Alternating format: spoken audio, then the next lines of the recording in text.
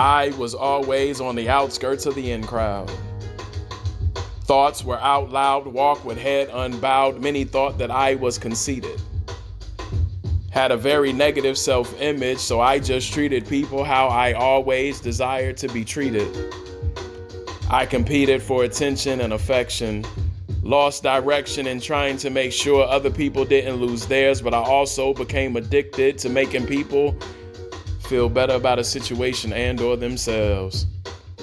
But who encourages the encourager? God does. And this is how I know.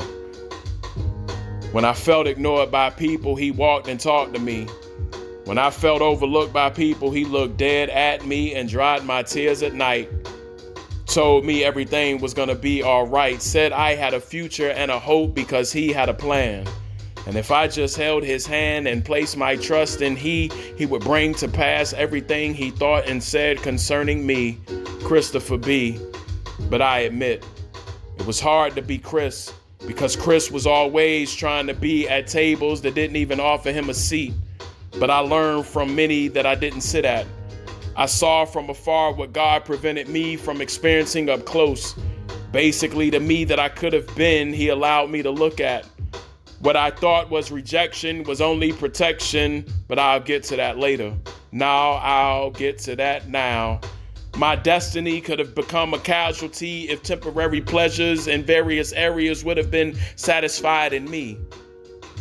But God allowed my pain to put ink in my pen as words out of nowhere started to flow out of me. When I got on y'all nerves, he wanted to be bothered with me.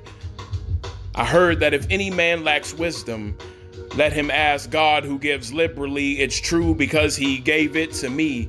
Remember when Solomon had to judge between the two women with the living and dead baby? Well, I wanted to reason like that. He answered and I haven't looked back.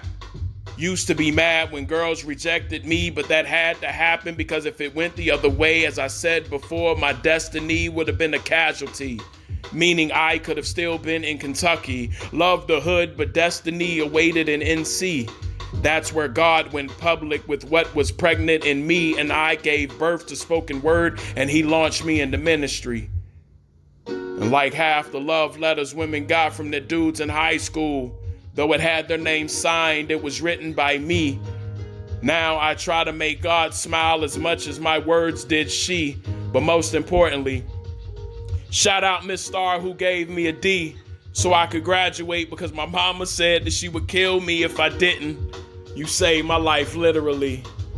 High school memories. Bryan Station, what up? Hey!